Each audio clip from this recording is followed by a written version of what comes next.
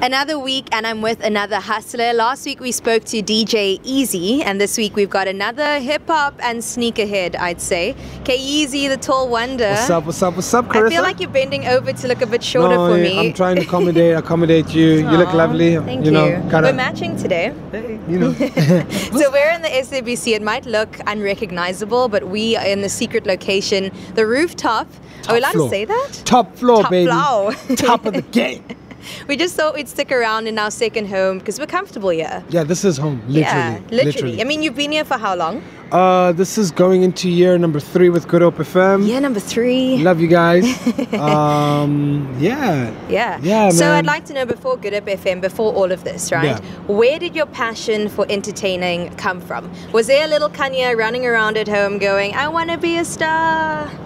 I wouldn't per se go and say a star, but I just knew that I'd like to be in a space where I made people feel happy. Yeah. I made people smile, and that comes from a young age, you know. I used to watch Michael Jackson videos in the Jackson 5, and I used to dance in front of my family. I actually used to do the moves.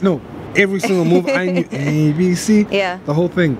So just being in a space where I'm making people feel happy. I never really thought maybe I'd be an entertainer myself. Okay. But maybe part of a group, I used to dance back in the day. I used to sing. Yeah.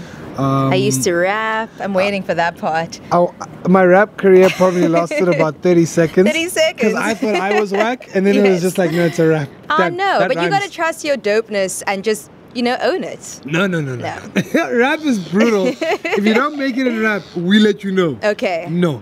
And you would know this because you're into the hip-hop game. You're in the urban scene as well. You know what's cool. You know what's good.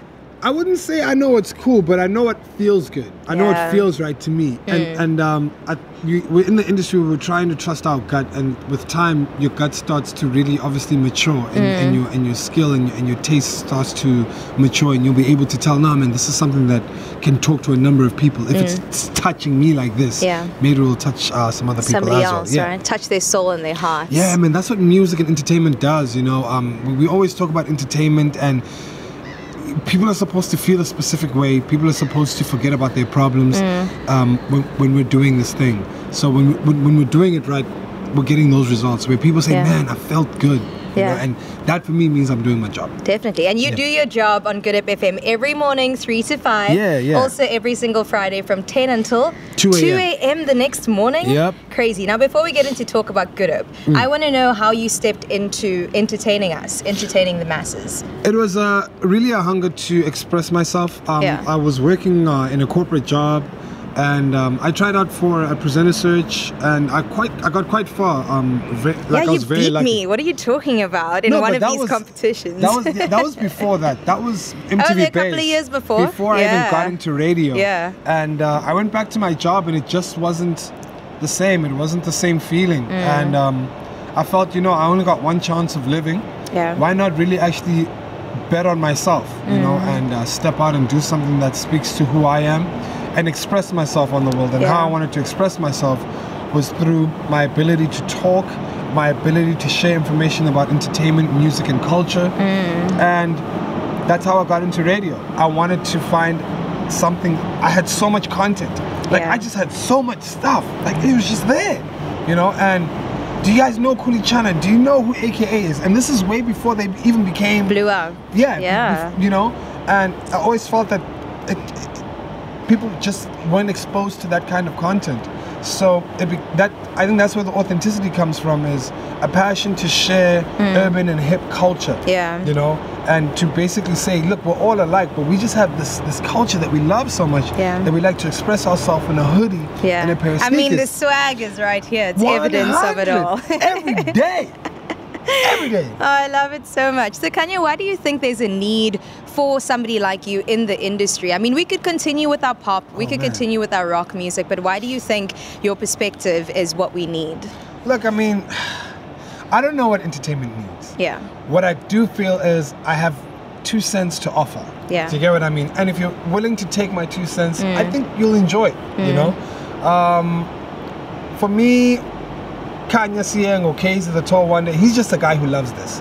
and he's a guy who loves this and he's willing to share it with you. Yeah. You know what I mean? And if you love it as well, then you can probably spread the message to somebody else. Yeah. So it's all about spreading seeds. You know, I'm really inspired by guys who go and say, okay, I listened to your show and I really wanted to do radio. Yeah. That means I'm unlocking their ability to want to be great at something as well. Yo, okay, I saw you doing a show on TV. I want to be a TV presenter because I can see that you did it. I say, man, then I'm doing my job. Yeah. You know? So it's all about information sharing, but more than anything, it's all about reassuring that self-belief that you can come from anywhere. And I'll be honest, I wasn't born for television, you know. I wasn't. What do you mean? They didn't cut my face and say, yeah, he's gonna be on magazines and television. What do you mean? No, in the sense of, you know, you get industry standards, you know. Okay. And you get people who are really groomed from a young age. I'm talking from the age of 8. You know? They already made models. They already, you know. But I came in with this is who I am. Yeah. And I'm willing to grow and I'm willing to learn and I'm willing to better myself. But I think that's what I love about your journey. It's that people can relate to you because they see themselves in you and go, okay, I can also be somebody great as you preach in the way that you live every single day as well. We're trying. It's really tough though, because obviously everything has its own set ways, if I can say that, you know. Like I said, industry standards. But for you to bring a different perspective, it takes a little bit of a longer time for you to obviously get an audience to really invest their time into you. Yeah, and that's what we're all really hoping for in entertainment, is that people give us the light of day. Yeah. So if it's one person, whether it's a million people, I appreciate that, you know, because it means that, hey man, this is who I am and you accept me into your life. Yeah. Highlights of your career so far? Woo! Oh man, look, there've been some really awesome things that have happened in the last, this is year 4 actually. And I think the biggest highlight for me, I left home when I basically started pursuing my career in entertainment, purely because I didn't want to be a burden on my parents. Okay. There's no security where you say, man, this is going to work out. So mom and dad, you know, now you're a burden. Now it's costing them having you around and whatnot. So to have my dad tell me that, no, look, man, I'm proud of you. And I believe in the work that you're doing, because he couldn't understand that when I wanted to do it. Having my father say, look, dude, you can't do this by yourself anymore. We're here to support you. Wherever you need, come through. We'll see what we can do to help you. Wow. You know, that meant a lot to me. Look, you can do SABC 3, you can do top billing, but when it comes home to the heart, that means the people that have basically put me in this world are betting for me to win as well. Wow. I've always been by myself. That is really rare to find as It's really rare, and it takes a lot. You know, it took a lot of sacrifice. Yeah. It took quite some hard times. I don't talk about that too often, but some hard times. But you know, once again, it's those things that let you know that, you know what, maybe I made the right choice and I'm on the right path with what I chose to do. Sure. Challenges, I know you mentioned that there have been some hard times, but how do you wake up every morning, you know, coming to radio at 3 a.m.? Nobody wants to be awake at that time. Yeah. How do you continue from a day-to-day basis? Look, I've got a vision board in my room. Yeah. And I wake up in the morning and I'm fully aware of where I want to go. And I may not have knowledge on the path that's going to take me to where I want to get, but I'm willing to walk on that road. And if that's the wrong road, I'm willing to take a left turn and try and get on the right path. Sure. You know? So that's how I wake up in the morning. It's small steps. I believe in 1 + 1 = 2. You know? I have to do this in order to get there. Yeah. And it's proven me correct for the last couple of years. You know, after number of rejections. I even lose count when I think of it.